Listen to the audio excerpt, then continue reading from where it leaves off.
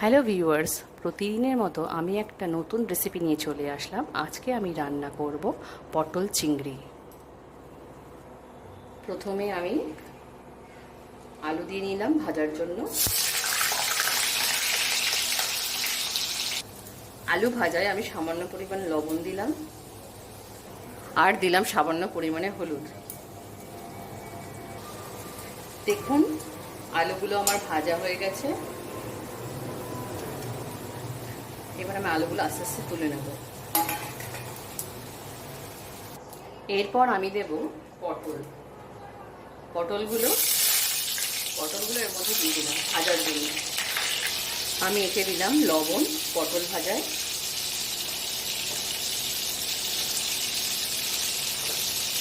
আর দিলাম অল্প পরিমাণে হলুদ।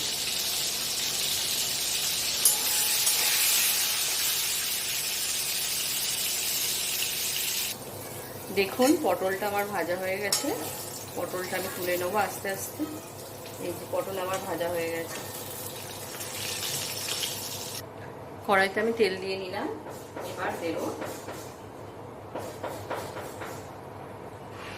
চিংড়ি মাছগুলো দিয়ে ভালো করে ভেজে নেব। এতে দেবো সামান্য একটু লবণ আর সামান্য একটু হলুদ দিয়ে আমি এটা ভালো করে ভেজে নেব।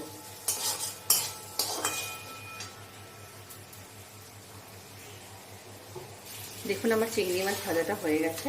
এরপর আমি আস্তে আস্তে তুলে নেব। এরপর আমি তেল দিয়ে নিলাম।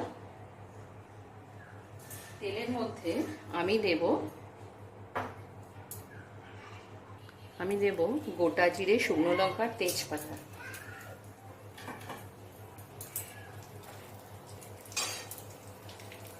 এরপর আমি একটা পেস্ট বানিয়ে রেখেছি, দেখুন আদা, রসুন, কাঁচা লঙ্কা, পেঁয়াজ দিয়ে।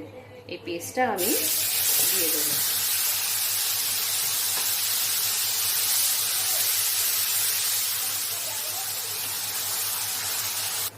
এরপর আমি এতে দিলাম জিরের গুঁড়ো।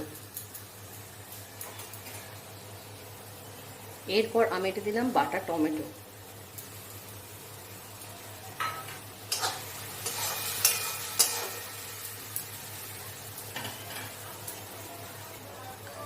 সামান্য লবণ, যেহেতু পটল আর চিংড়ি মাছে আমার লবণ দেওয়া আছে, ওই জন্য আমি সামান্য পরিমাণে দিলাম হলুদ।